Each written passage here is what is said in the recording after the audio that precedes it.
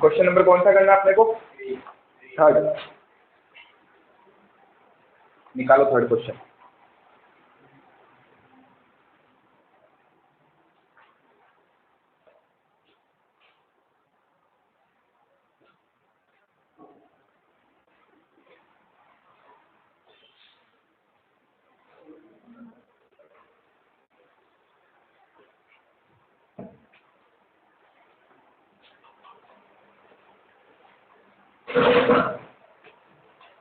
अच्छा क्वेश्चन है third. Try नहीं किया घर पे? कम करते ही नहीं है। किया था। देखो रीड करो क्या लिखा हुआ है। किसी एक निर्माण इकाई में ए तथा बी दो विभाग हैं, दो भिन्न भिन्न उत्पाद बनाते हैं, अलग अलग तरीके के उत्पाद बना रही है, उनकी बिक्री और अन्य प्रशासनिक व्यवस्था भी अपनी अपनी अलग अलग रूप से करते हैं। तो दो डिपार्टमेंट है हमारे पास, ए और बी। निम्नलिखित तलपट तथा अन्य सूचना से विभागीय व्यापारी को लाभ आने खाते स्तंभीय रूप से बनाइए, यानी जो अपन बना रहे हैं कॉलमर में, तथा पूरे व्यापार का चिट्ठा भी तैयार कीजिए। अब अपने को कुछ आइटम्स दे रखे हैं। देखो ओपनिंग स्टॉक दे दिया 5400, 4900, 300, परचेज दे दी। वेजेज कहाँ जाता है? वेजेज ट्रेडिंग अकाउंट, P&L नहीं, वेजेज डायरेक्ट एक्सपेंस होता है। Wages and salary, salary indirect होगा, P&L में जाएगा, लेकिन वेजेज कहाँ जाएगा? ट्रेडिंग अकाउंट में। फिर आगे रेंट दिया हुआ है, रेंट कहाँ जाता है? P&L, profit and loss account में, ठीक है। इंडायरेक्ट होगा, सैलरी इंडायरेक्ट है, P&L में जाएगा। लाइटिंग एंड हीटिंग, देखो वैसे तो ही P&L में जाता है, लेकिन कई बार क्वेश्चन खुद आपसे कहेगा, क्या कहेगा कि कुछ आइटम इसका ट्रेडिंग में डालना है और कुछ आइटम इसको P&L में डालना है। तो चाहे अगर बोल दे, जैसे रेंट के बारे में बोल दिया, इनडायरेक्ट होने के बावजूद भी अपन को उसमें ट्रेडिंग में लिखना पड़ेगा, अगर क्वेश्चन खुद कह रहा है, इस क्वेश्चन में कहेगा, ठीक है।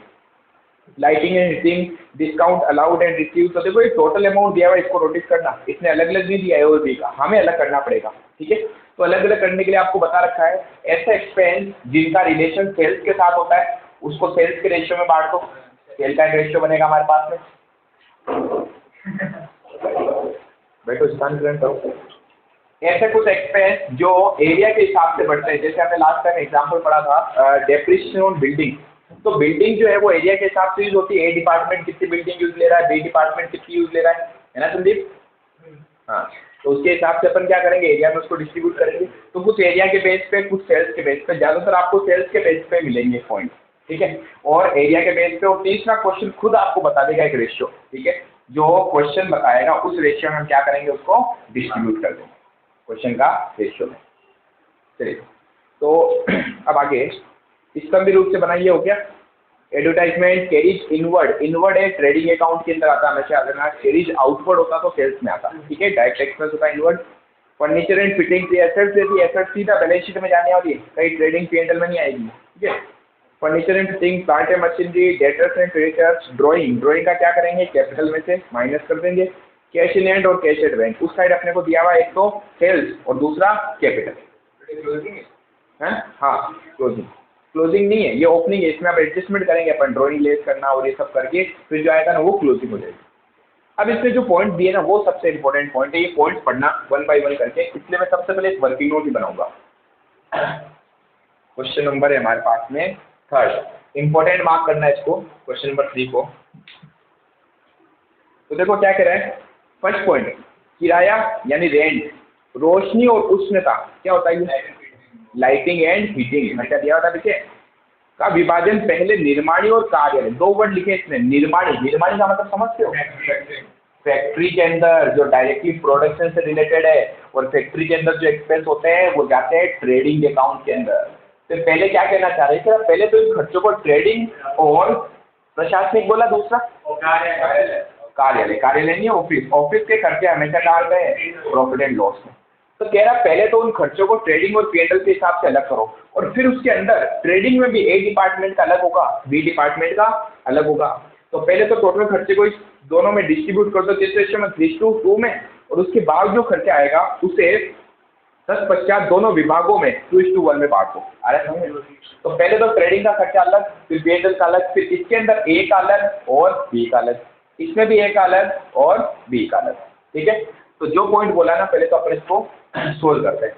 तो हम बनाएंगे working note number first, working note number first क्या लिखें, कैलकुलेशन ऑफ या अपॉर्चनमेंट ऑफ अपॉर्शनमेंट यानी आवंटन करना ऑफ रेंट और किसका बोला है, lighting and heating, light and heat, yes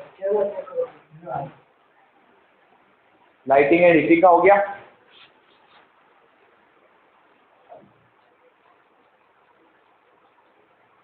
सही है।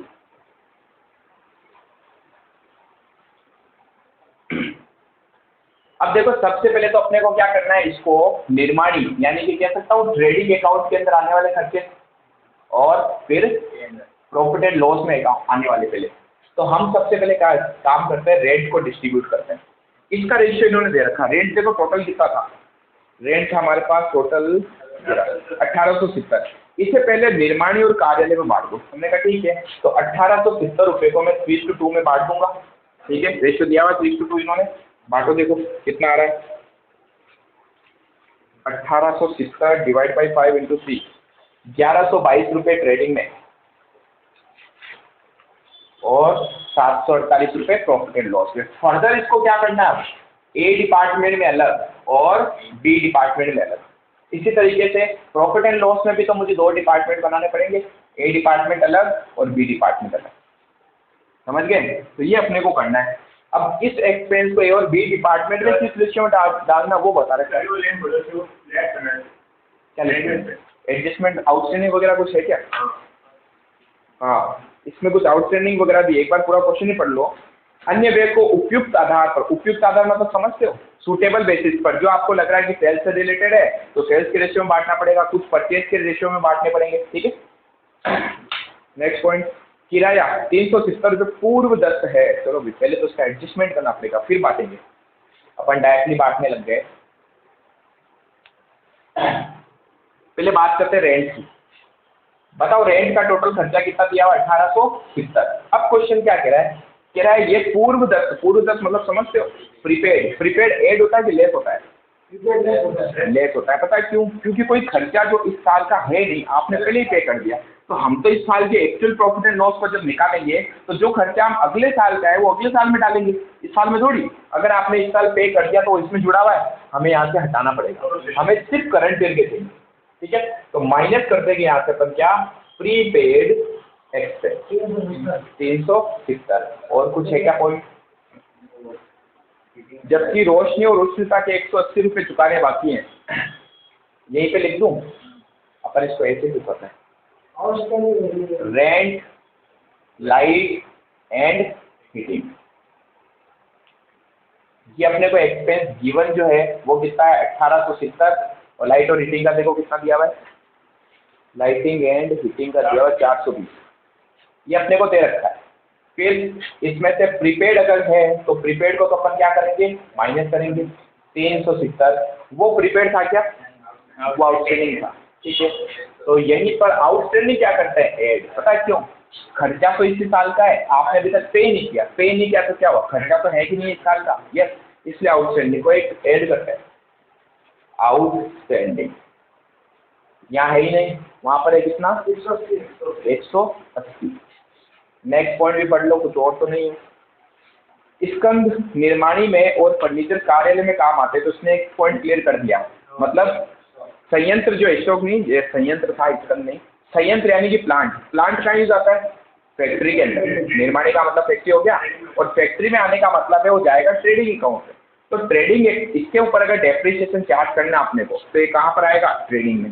फर्नीचर पर डेप्रिसिएशन चार्ज करना तो कहाँ आएगा, P&L के अंदर, ऑफिस से रिलेटेड एक्सपेंस हो गया, ठीक है। आगे दोनों पर 10% हाथ लगाना है। 420 इस साल का एक्सपेंस तो है, आउटस्टैंडिंग इस साल का 180 है।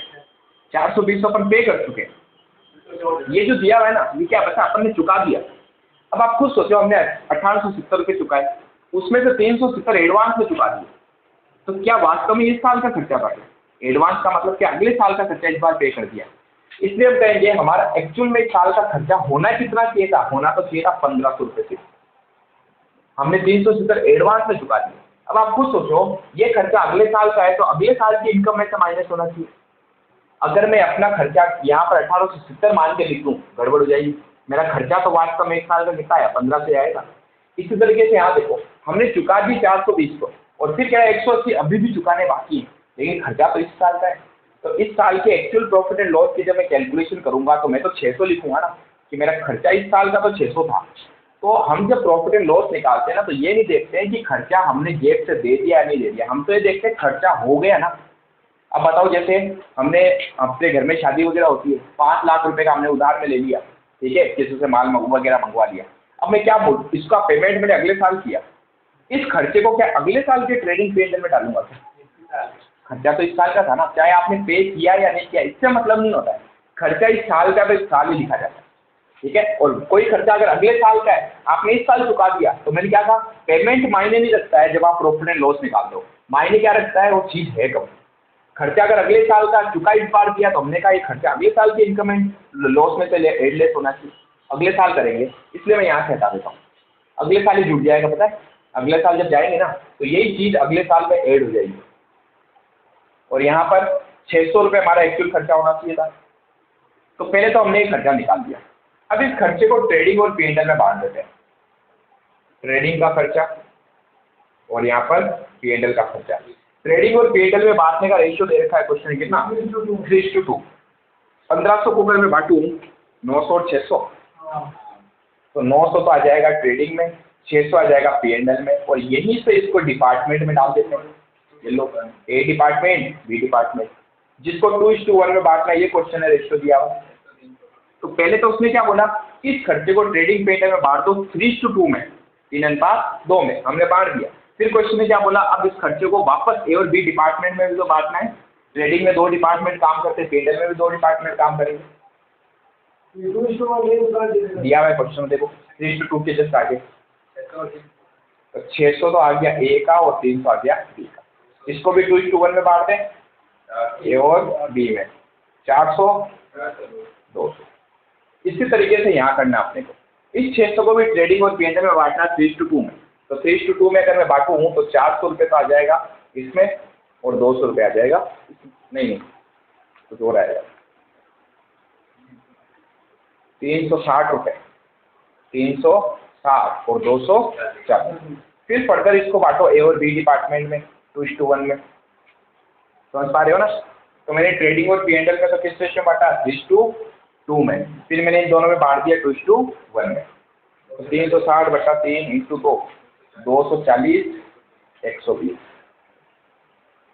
इसको भी बांट देंगे ए में और बी में, ए में और बी में, 240/3 × 2, 160 और 80।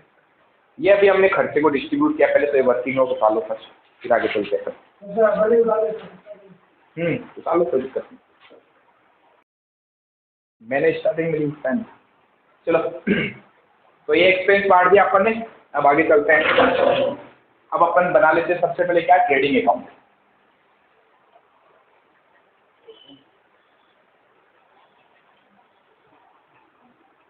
ट्रेडिंग अकाउंट, हाँ थोड़ा छोटा बनाता हूँ, इधर P&L बन जाएगा आपके पास, ठीक है। Trading departmental trading account. अब छोटा तो बना है, जैसे 2 डिपार्टमेंट, एक तो आ जाएगा ए, एक आ जाएगा बी। यहाँ पर भी ए एंड बी। हाँ सबसे पहले क्या लिखते हैं भाई ट्रेडिंग अकाउंट में, opening stock, to opening stock. बताओ ओपनिंग स्टॉक कितना दिया हुआ है, ए का 5,400, 4,900, 5400, 4900। उसके बाद हम लिखते हैं यहाँ पर टू परचेज दे रखी है अपने को क्वेश्चन में, 9,800 और 7,350। इस साइड अपने को सेल्स चाहिए होती, जो भी दिया हुआ है। सेल्स कितनी है, 16,900, 16,900, 13,520। फिर अपने को क्लोजिंग स्टॉक भी दिया हुआ है, बाय क्लोजिंग स्टॉक।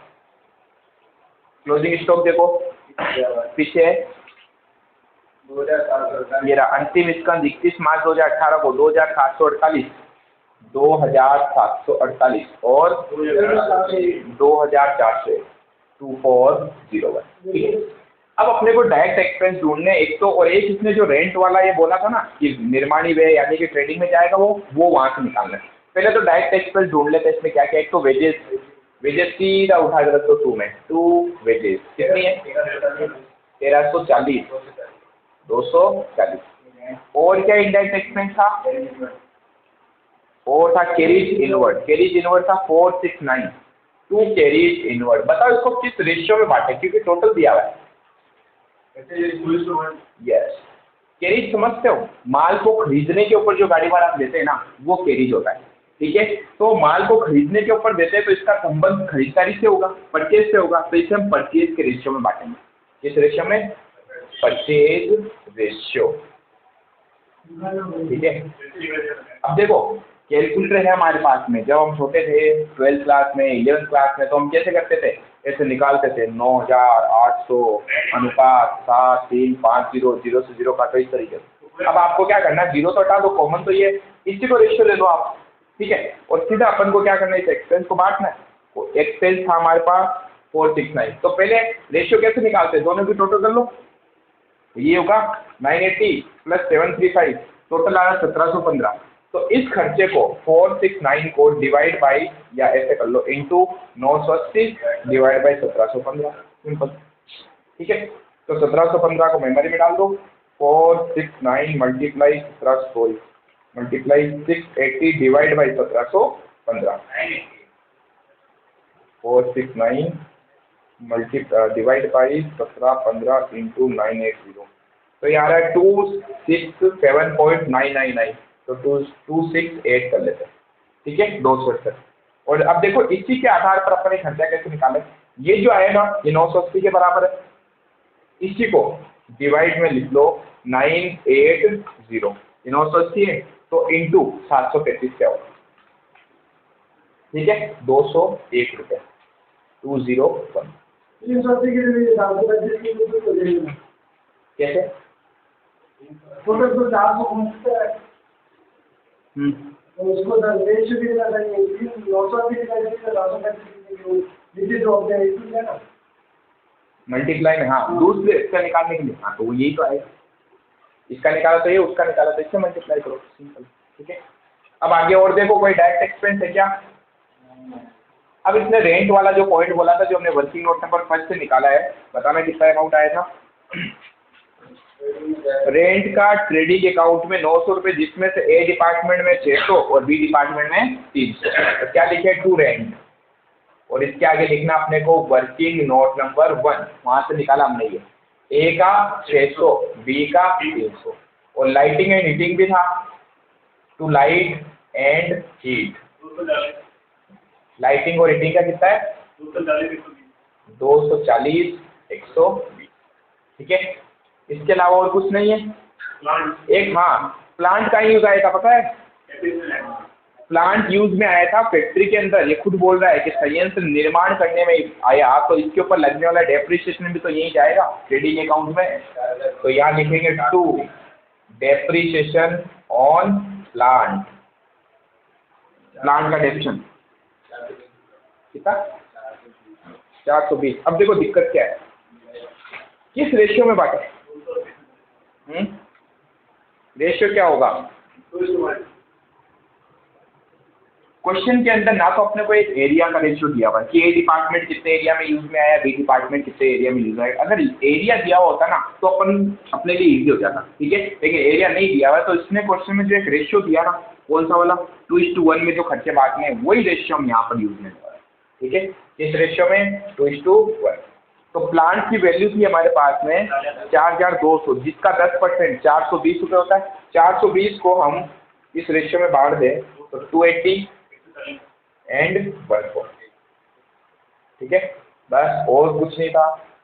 निकाल लो ग्रॉस प्रॉफिट या loss, to gross profit, balancing figure 16,900 plus 2748, 19,648,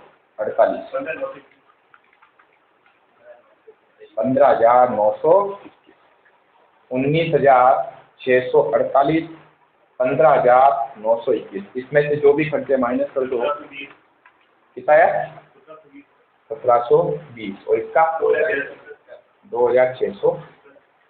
ये आ गया ग्रोस प्रॉफिट। अब क्या करना है, P&L बनाना है। ये बना लेता हूँ मैं profit and loss account. Profit and loss account, दो डिपार्टमेंट हो जाएंगे वापस, A, B, A and B। सबसे पहले इस ग्रॉस प्रॉफिट को आगे ले आए, बाई साइड में शिफ्ट करते हैं, बाय ग्रॉस प्रॉफिट कितना आएगा 1720 और 2670। अब देखो इंडायरेक्ट एक्सपेंस कौन कौन से थे हमारे पास में। सबसे पहला एक्सपेंस सैलरी, किस रेशियो में बांटे भाई, 2:1। जहां पर क्योंकि सैलरी का रिलेशन सेल से तो होता नहीं है हमारे पास। देखो रेशियो भी कौन से अवेलेबल है, सेल का एक रेशियो है, परचेज का एक रेशियो है, मेन तो 2 रेशियो होते हैं। इसके अलावा एक एरिया का रेशियो निकल सकता है अगर क्वेश्चन में दिया हुआ हो तो, बट क्वेश्चन में नहीं दिया हुआ है। ठीक है, जब नहीं दिया हुआ है तो जो क्वेश्चन में रेशियो दिया हुआ है ना उसी के बेस पे अपन को सोल्व करना पड़ेगा। नहीं दिया होता तो फिर अपन वैसे ऐसा कभी होगा तो नहीं कि नहीं दिया हो, सुनना ऐसा कभी नहीं होगा। 99% केस में ऐसा नहीं होगा कि आपको रेशियो देगा ही नहीं। अगर रेशियो नहीं दे तो कुछ ना कुछ ऐसा हिंट देगा जिससे अपन क्वेश्चन सोल्व कर सकते। ठीक है, और जहाँ कुछ भी नहीं आए ना समझ में तो हमेशा सेल रेशियो में बांटना। ठीक है, बट ऐसा बहुत ही कम होगा, मेरे हिसाब से होगा ही नहीं, कभी ऐसा होता ही नहीं। चलिए खर्चा कौन सा था, सैलरी। सबसे पहले आते हैं अपन सैलरी के ऊपर। 2 में आ जाएगा 2 सैलरी, 2:1 में बांट दो, कितना 880, 440। नेक्स्ट एक्सपेंस है हमारे पास एडवर्टाइजमेंट का, डिस्काउंट कहाँ गया, बीच में ये कहाँ गया, लाइटिंग एंड हीटिंग तो हो गया। उसके अलावा डिस्काउंट अलाउड एंड रिसीव। अब देखो अलाउड एंड रिसीव का मतलब क्या होता है, डिस्काउंट अलाउ का मतलब तो हमने दिया है लॉस, और डिस्काउंट अलाउड का मतलब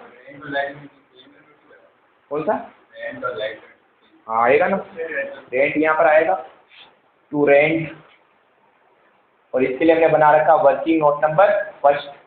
देखो कितना आएगा 400 और 200। एक लाइटिंग भी लिखी दो साथ में, light and heat, working note number first क्या है 160। ठीक है, ये तो अपने वर्किंग नोट से निकाला था। अब बात करते हैं डिस्काउंट अलाउड की। हमने डिस्काउंट दिया है तो डिस्काउंट अलाउड खर्चा 2 में आएगा, टू डिस्काउंट अलाउड। बताओ डिस्काउंट अलाउड किस पे दिया जाता है, सेल पर। भाई अलाउ किया मतलब हमने दिया, और हमें मिला होगा तो किस पे मिला होगा, परचेज के ऊपर। हमने माल खरीदा होगा तभी तो हमें डिस्काउंट मिला होगा। तो अब इनका रेशियो जो निकलने वाला है ना, ये तो निकलेगा सेल्स के रेशियो में। ठीक है, सेल्स का रेशियो पूरा लिख देता हूँ, सेल्स के रेशियो में। और जो डिस्काउंट अपने को मिला है बाई साइड में लिखा हुआ देखो, डेबिट में खर्चे आते हैं, ये ट्रायल बैलेंस दिया हुआ है, और इसके क्रेडिट में जो है वो इनकम है हमारी। देखो डिस्काउंट रिसीव भी लिखा है 133 रुपये, रिसीव हुआ तो इनकम होगी, डिस्काउंट रिसीव। इसे किस रेशियो में बांटना है, परचेज के रेशियो, परचेज रेशियो। तो अब देखो डिस्काउंट हमने दिया है 441, इसे अगर सेल्स के रेशियो में बांटे तो सेल के टोटल कर लो, 10 तो हट ही जाए सब में से, 1690 प्लस 1352। अमाउंट कितना था 441 डिवाइड बाई मल्टीप्लाई 1690, तो यार 245, 245 रुपये। ठीक है, 196 और 196। फिर आते हैं अपन डिस्काउंट रिसीव पे, मिला कितना 133 रुपये का। किस रेशियो में बटेगा, परचेज के रेशियो में। क्यों, क्योंकि डिस्काउंट मिलता किसके ऊपर है, परचेज के ऊपर। ठीक है, तो 980 प्लस 735, 133 डिवाइड बाई 1715 इंटू 980, यह आएगा 76।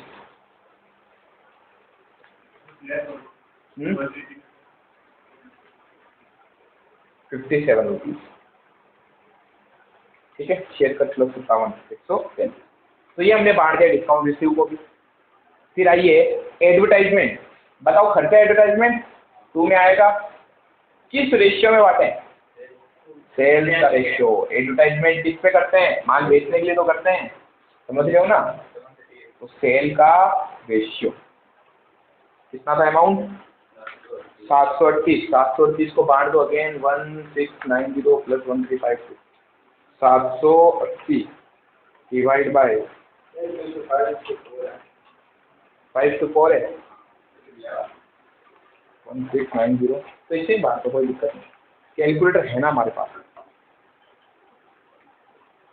738 रुपये डिवाइड बाई मल्टीप्लाई 1690, ये आएगा 410 रुपये।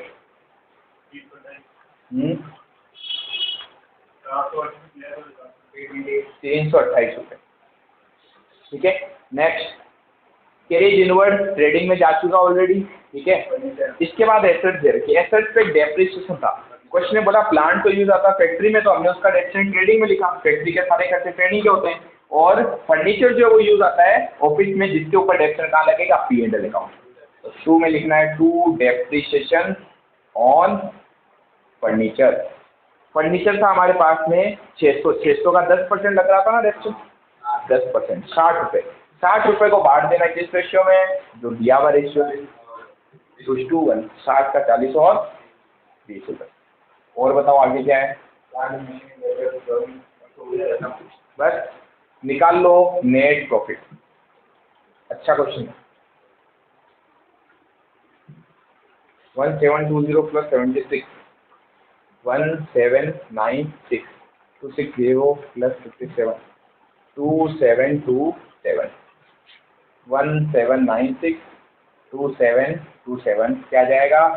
Net profit balancing figure.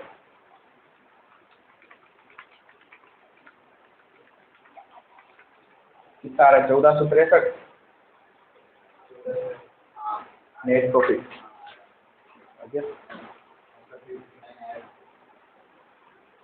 1796 minus है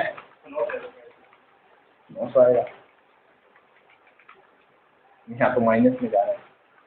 1796 माइनस 880 माइनस 400, 160, 245, 410।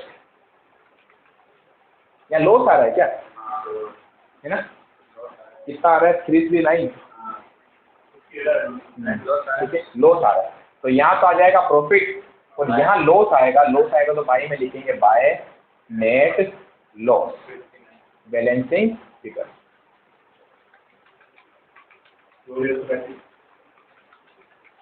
2135 में 2055 आ रहा है, 135 आ रहा है। सही है, 2135। 2135 में से माइनस कर दो 1720 और 339, ठीक है। यहाँ तक उतारो, फिर करते हैं बैलेंस शीट।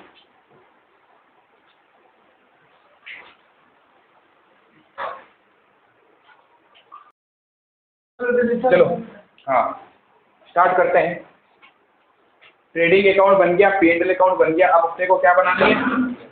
बैलेंस शीट बनानी है। बैलेंस शीट यहाँ बनवा देता हूँ।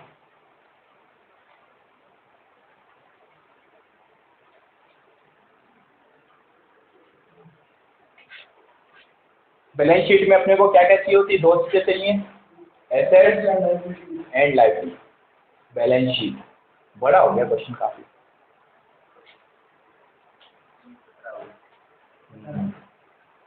ऊपर से हमारे विद्वान व्यक्ति लेट हो रहा है संदीप। कुछ नहीं, तारीफ हो रही है। अब देखो एसेट्स में हमें क्या क्या दे रखा है क्वेश्चन में। आइए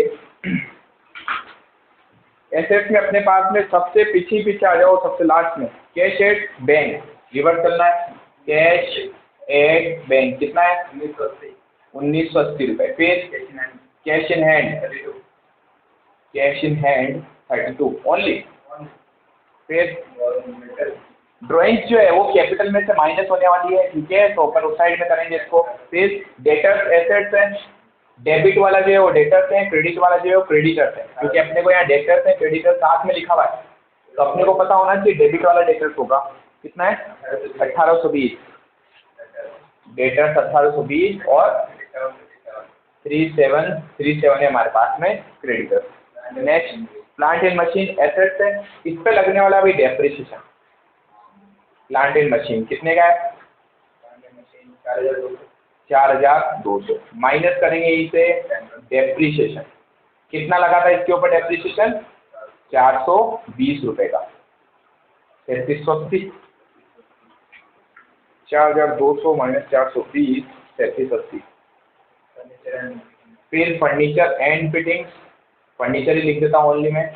कितना था फर्नीचर? 600 का, जिस पर भी डेप्रिसिएशन लग गया था माइनस कर देंगे डेप्रिसिएशन 60 रुपये, 540 रुपये आ जाएगा। जैसे हमेशा माइनस करना है। अब देखो ऊपर जो है ना वो तो एक्सपेंस वगैरह सब दे रखे हैं। एक आ जाएगा हमारे पास में कैपिटल, यहाँ लिख रहा हूँ कैपिटल, कितने दे रखी है? 9530। सबसे पहले तो माइनस करना है ड्राइंग जो अपने को दे रखी थी। बताओ ड्राइंग थी हमारे पास में 900 रुपये, ड्राइंग माइनस कर दो। फिर ऐड करना है नेट प्रॉफिट, जो देखो यहाँ से आया, और नेट लॉस भी तो था 1463, तो है नेट प्रॉफिट ऐड होगा, लेस होगा नेट लॉस, माइनस भी होगा 339।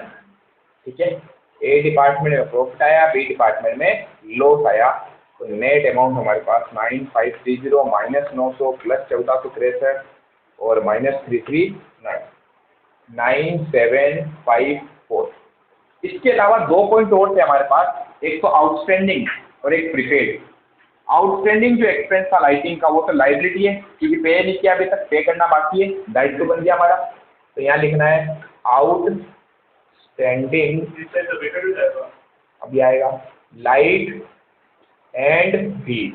कितना था ये? 180। प्रीपेड जो है वो एसेट्स बन गई, एसेट्स बनी है क्यों? क्योंकि हमने पहले ही पे कर दिया, हमारा राइट है इसके ऊपर। ठीक है, तो वो आ जाएगा एसेट्स में। प्रीपेड रेंट कितना था? Prepaid rent 37। बस एक क्लोजिंग स्टॉक नहीं लिखा अभी तक है ना, क्लोजिंग स्टॉक, क्लोजिंग स्टॉक ए का अलग बी का अलग है ना, अलग अलग दिया हुआ है अपने पास, तो ए और बी दोनों को जोड़ते हुए लेना है क्योंकि हेड ऑफिस बना रहा है। 2748 प्लस 2401 5150।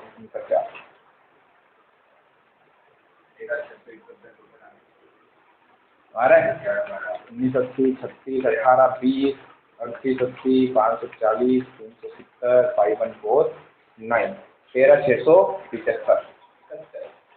यहाँ तो 75 आ रहा है। यहाँ देखते हैं 3737 प्लस 180 प्लस 9754, 4 रुपये का फर्क देखो भीतर का है 13675।